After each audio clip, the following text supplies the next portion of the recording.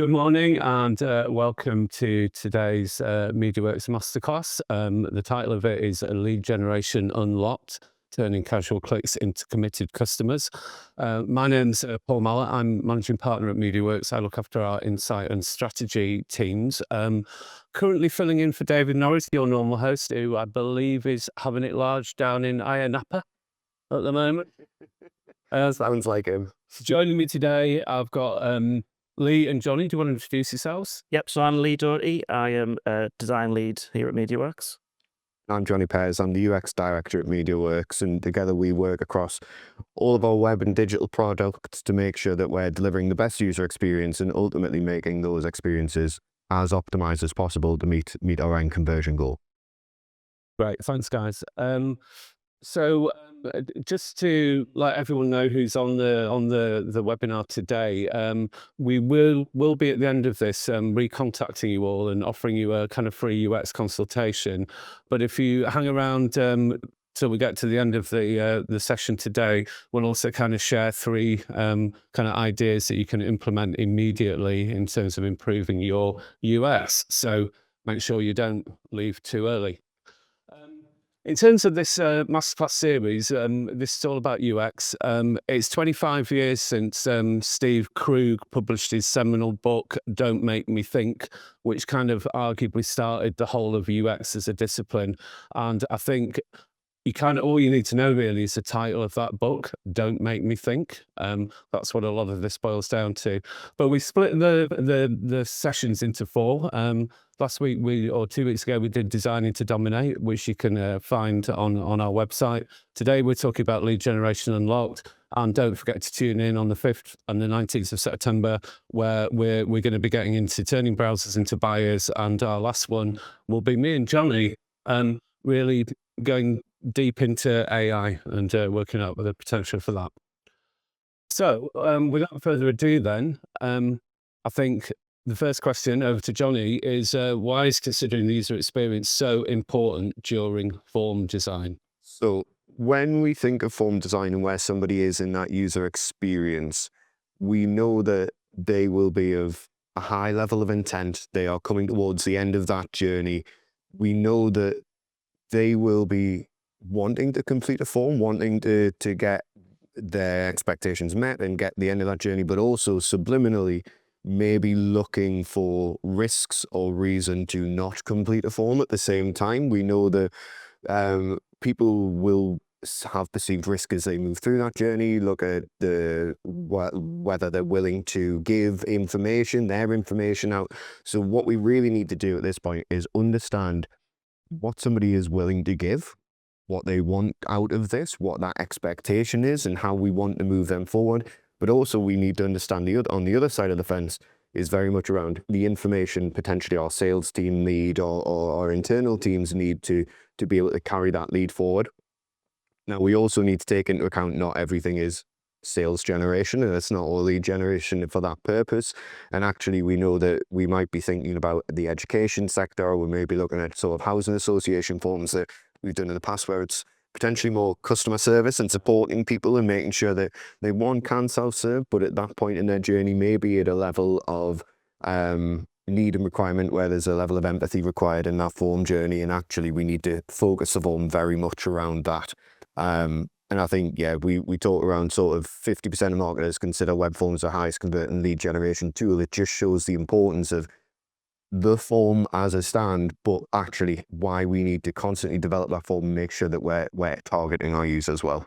Great, thanks, Tony. That's really helped set the scene well. And I think what we're gonna go through now and what Lee's going to take us through is really, really interesting. And I guess the first bit is all about what are the most common form mistakes that can kill conversion. Over to you, Lee. Yep, perfect. So I suppose the first thing that we see quite often is generic messaging. So I suppose we've probably all been in a situation where we've been looking at a service or solution, we've been digging deep into that, and then when we're sort of at our highest point of intent, we click through to an inquiry button or something like that, and you land on a form that says contact, and it doesn't tie in with the journey that you've already been on. So I think it's super important for us to tailor that messaging to the journey that we're putting our users on. And we've seen a really good example of this actually when we were looking at different forms yesterday, and we were looking at both good and bad examples of where this content sits. And we found a contact form that said, call us on the phone number or find your closest office, and then had a form next to it. And it's almost that line doesn't line up with what someone could be expecting from that form journey. So it almost disjointed that journey of, well, what am I doing as a user completing this form? Which takes us into this thing about not setting an expectation. Yep, 100%. So if you're giving up your details on a form, you're going to want to know what you're going to get from the form. So is it a quote? Is it a callback or something like that? When am I going to hear back? So if you're not telling me that I'm going to hear back within a certain time frame, or not telling me who's going to get back to me, like, you lose trust in that form as well. So expectation setting is a big thing.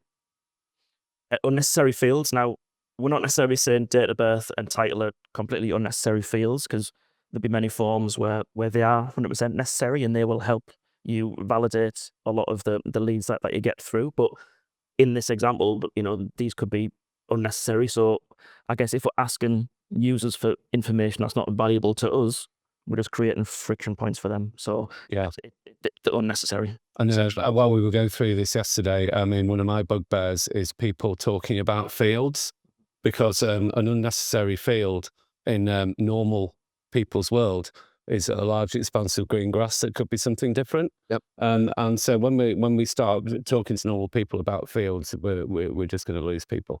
Yeah. But appreciate, they're helpful for us. But it's absolutely right though. It's the terminology around that as well. It's unnecessary fields and the expectation and generic messaging. All of those come back to making sure the language and the tone of voice is right, and making sure that we're identifying the right questions with what our audience expect that to be. Yeah. Yep.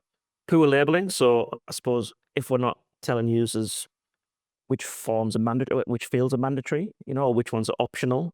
When we've got things like just generic message fields, like what do we want our users to tell us in here? Like, message isn't a good enough of a label to guide users and just make them think. It's going back to that point. It's making them think. And I think on that one, I always have really interesting conversations where we in the past have done the UX audits and had conversations with people around that messaging field specifically, and I've always asked, how random are the responses you get in that? And everybody is like, oh yeah, really, really, really random. There's nothing in there that actually always supports driving a lead and helping us verify a lead. So yeah, we need to be really clear around form labeling.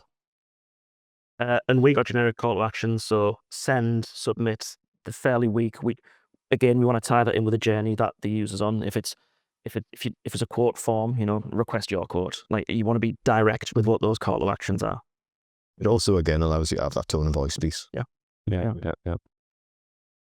And finally, poor validation. So if users have filled in forms incorrectly and they get to the end of the form and it just doesn't submit, or it's a generic message that just, submission failed, and we're not telling users what the mistake is that they've made and how they can rectify that, then they're just going to drop off because they don't know how to correctly fill in the form. Yeah. And what I find really a bit gobsmacking really is, given that it is 25 years since people have known about UX and the ability to do all this, we are still going to websites today with forms like that. Yeah. And, it doesn't have to be this way. And I think, once upon a time, it was because the dev made the form. So the dev just kind of put the database field titles in, and therefore you got your form. But, that was never the only way to do it. Yeah. And I think this is absolutely the thing of, if I was looking for subliminally, as I say, looking for any perceived risk in this, and somebody's asking me for any of these things or displaying any of these things, almost deem that form untrustworthy. I wouldn't know where that data was going. I wouldn't trust what I was getting out of it. And I might switch to giving a call, or I might start looking at competitors where it feels a little bit easier to complete that journey. Yeah, absolutely. So, like we say, it doesn't have to be that way. So, how can we make all of this better? What are the changes that we need to implement to make these kind of forms work and encourage people to actually make it through to the end and give us valuable data? So as mentioned previously, journey-specific messaging. So request a quote. If your form's a quote form, that should be the title, request a quote. That's what you're going to get from filling out this form. So just make that messaging specific to the journey. And again, with that call to action, again, if a user's going to click that and it's the requesting a quote, that's what you want it to say. Definitely. And I think on that as well, and I know it's a love of yours, Paul, is around the tone of voice aspect. Really, this really gives you the opportunity to, one, yes, set the journey-specific messaging, but get your brand across. This is where you can really start to allow your brand to speak around what that output's going to be. Yeah, and I think for some brands out there, it's going to be quote me. Yeah. You know, that's going to be the right tone of voice. This is quite polite. You know, I think you know, I'd say even words like quote can be quite confusing to people. Because it has different meanings, and you know, do you mean give me a price? Or what's it going to cost?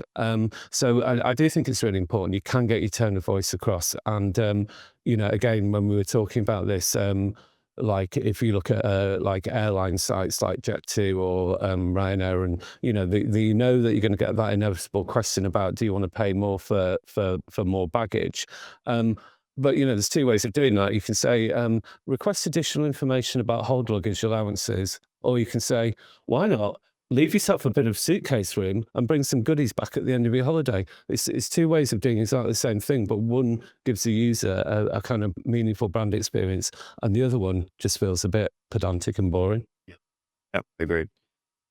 next thing, set expectation. So I suppose in there we prepare your free detailed quote within 24 hours. So we're telling the user what they're going to get, when they're going to get it. So that just builds that trust in the form, and I know that I'm going to get something once I fill this out, and it's not going to be a case of actually this form's going to end up in just a random mailbox that doesn't get monitored. You know, we're actually providing a service, and we're going to give the user something at the end. And you can really personalize that around, if that form might sit on a quote page, but it actually might sit on a service or a product page, and it can then become a little bit more specific to that product, to that service, meaning that somebody feels that that is going directly to the right person in the business to give me the information in that space.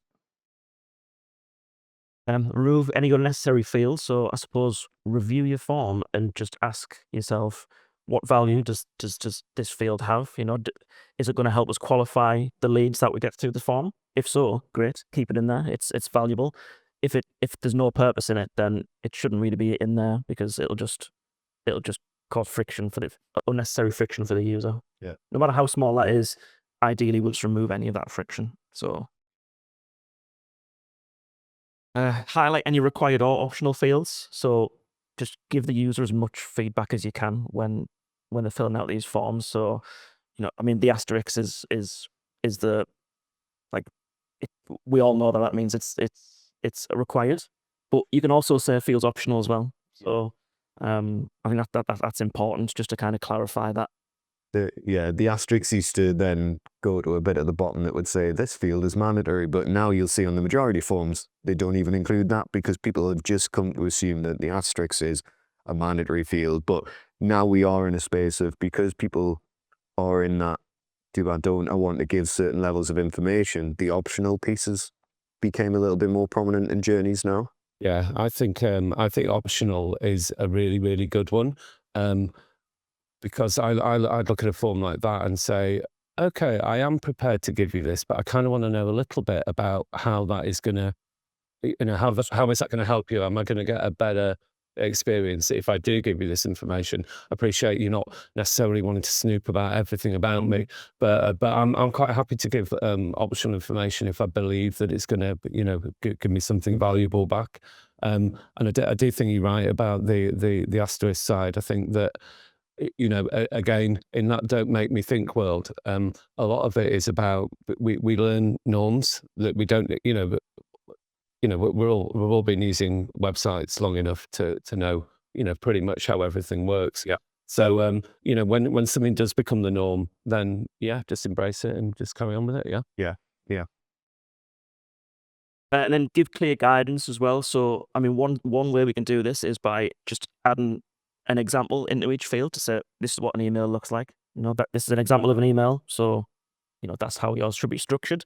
I mean, the same thing. I know we've taken the date of birth field out of here, but date of births and dates, that's a good one to do that on. But then also any kind of more ambiguous fields where we're asking for more information, just give the user guidance on what information are we looking for in this field, and that'll just help that journey along and help you get the right information and not a load of random information in those fields. I had this conversation a couple of weeks ago with in the construction industry, and it was, tell us about your project, but it's almost what you want to know. I could give you a 50-page document on the project, or I could give you 3 bullet points. So I'd said, just in that space, if it's just helping to qualify, put a bullet point list of the things you would like to know about that person's project. So because what you deem important and what they deem important could be 2 very different things. And actually what you need to qualify this, just give them 5 bullet points. Answer these 5 bullet points, and that's all we need. Just gives a little bit more structure and just makes it a little bit more clear for them, because you'll probably see that if you were looking at the data on that, someone would probably click on that field multiple times to change that response, because they wouldn't know, and they'd probably start to doubt themselves whether the information was right or wrong. Yeah. And I know we're not getting into loads of detail on different types of kind of data that we might capture, but your construction example is an interesting one, because probably the number one thing that someone might want to know is the value of that project. And it's probably the number one thing that someone would go, I'm not telling you what the actual cost of this is. So then bracketed, answers, it's 0 to 10 million, 10 to 50 million, whatever, become more helpful, don't they? And I think it's just so, whenever I see date of birth, this will come to you guys as you get older, right? Whenever you see date of birth, you're like, why are you asking me? Is it because you're not going to give me the service? Or do I get a senior version? You just go like, why? So I think you could almost just look at each one and just be really cynical about why is there an audience that this would put off? Yeah, and the bit you raised there around the construction piece around budget, we're actually running a test at the minute. I'm being careful of the information I give you, but we're running a test at the moment with a client that is propane based. We're running an understanding of, the question for them was number of gallons. Now that, for me, I could put 1 or I could put 1 million. It's a very open text field, but what we've actually now switched that to in our test is business size, small, medium, large, but give some brackets to go small business, 500 to 1,000, and just actually try to bracket that out so the user doesn't have to think as much. They just go, I'm a medium size, that'll do.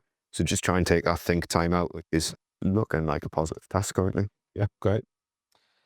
Then improve validation. So in an ideal world, we'll be giving users feedback as it happens, so if they filled in a field correctly, let's tell them. If it's incorrect, let's tell them as soon as they've entered it, and tell them why and what the issue is, so they can quickly correct that, instead of getting to the end of the form and saying, and hitting submit and then having to amend 5-10 fields if they've got them wrong. So yeah, and it's been prescriptive on it as well, isn't it? Tell them why it's wrong. Don't just say it's wrong. Yeah. Oh, sorry, I thought we were going to get one last one, because I thought we were going to talk about request your quote rather than send or submit. Yeah. So you tied the whole thing back together again. Yeah. At the bottom. Yeah. So yeah. We don't need to. No, I think it's a valid point. I think it's looking at that call to action needs to align to the user's expectation. What am I getting out of it? It can touch on your brand messaging. It's a really big opportunity to be quite personable with your users, because that is effectively the next thing that will happen for them. So it's outlining the next step. Yeah. I think it's key. Yeah, cool. Great.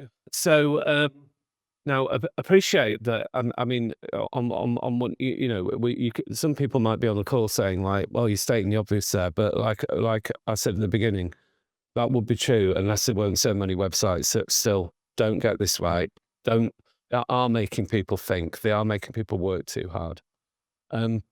So I guess so that was great to go through that, and I think those examples in there are, but it's a really good checklist that anybody working in UX, anybody looking at forms, you should always just be working through those. So I guess the next bit is really what considerations should we have when we've got a longer form, and yeah. So I mean, multi-step forms are great because I appreciate that not everyone's going to be able to have only 5 fields in their conversion form. So, multi-step forms instead of having one long form are a real good approach to take, because they reduce the cognitive load a user has. Essentially, we can split the information we're asking them for into bite-sized chunks that make sense, chunks that fit together as items of data, I suppose, and we can just tailor that process along to just make it a lot easier, I guess, and that improves the user experience, because they're engaging with something. They're not just going through field and field and field. They're kind of ticking off each section as they go, which is really, really important, and it gives them feedback as they go as well. So it's not just I don't know, like 20 fields listed down top to bottom. It would just take them through a process, and it feels more of like a tool, I suppose, than a form. And it helps to compartmentalize the way you think, doesn't it? If you think about an e-commerce website that asks for you check your order, then is it payment details, delivery, address? So you're just splitting out the different functions that you're needing to reply about. And that's exactly it. You're taking one experience and putting it into the world of another experience, and just like they're compartmentalizing that. I've had I've been quite fortunate in working in quite a lot of sort of insurance forms and things like that, where there's 100 questions in those, and all of them are mandatory and they all mean something. So I've had the joy of working through that, making sure that each step, each touch point shows its value to the user every time, and actually every time they take a step forward, the user feels like they're moving forward. It's not, and another step, it's actually, I'm getting closer to this. And we've had this, whether it is car insurance or whether it's actually booking the lounges at an airport, we've had very similar strong results of kind of seeing somebody move through that process, and how compartmentalizing that actually builds something for the user, not just me giving you lots of information. It's actually giving you the time to think and the time to move through that, reducing cognitive load, as he said there, which is absolutely crucial in what we do. Right.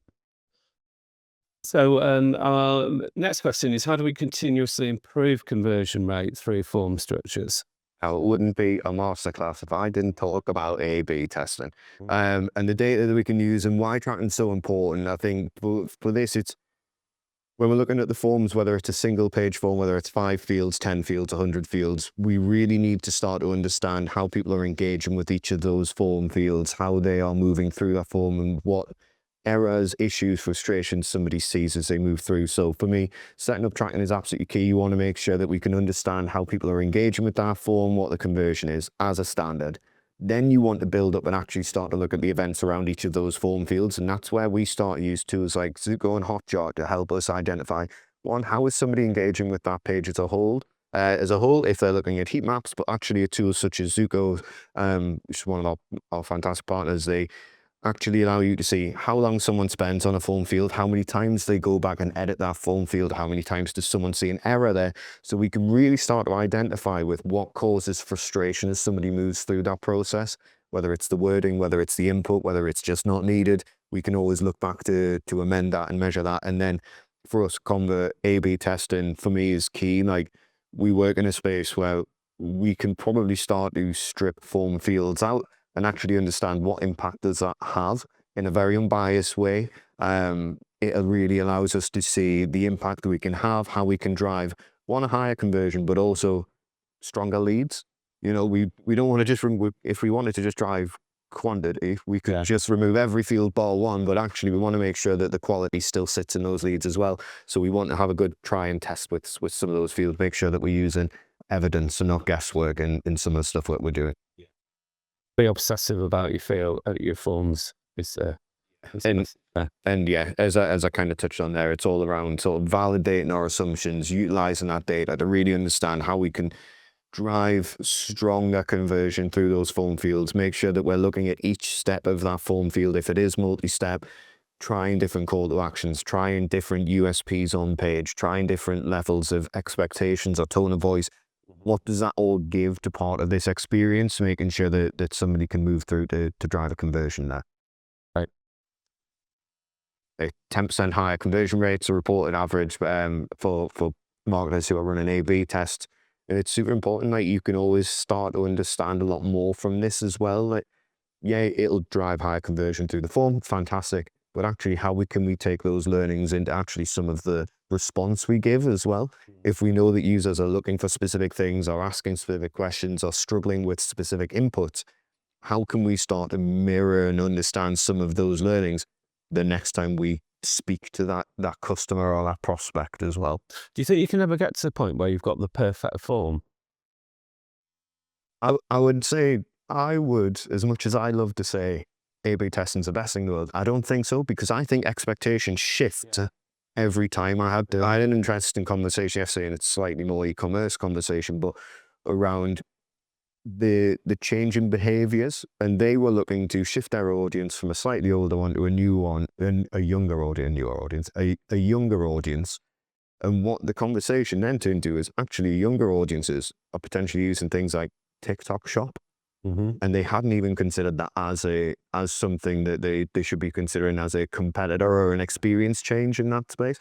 So for me, the answer is probably no, because things and expectations shift. We'll be doing it differently. Yeah, and it's all about just making sure we're moving constantly. Okay, great. So I guess, like we said, we've got 3 takeaways from today. Yeah. So The first one is keep it simple. So don't make people think. We're going to go back to that, but just remove any of those unnecessary fields. If they don't add value to you or your customers or users, then remove them. It's as simple as that. Just keep it as simple as possible. Set expectation. So tell users what they expect when they submit forms, and who's going to get back to them, when they're going to get back to them, and just build that trust through the messaging you use on those forms. And then, as Johnny touched on, test and learn. Like gathering insights on how your users are using your forms will allow you to run tests and improve that, and make incremental changes to drive more conversions. Yeah. Right.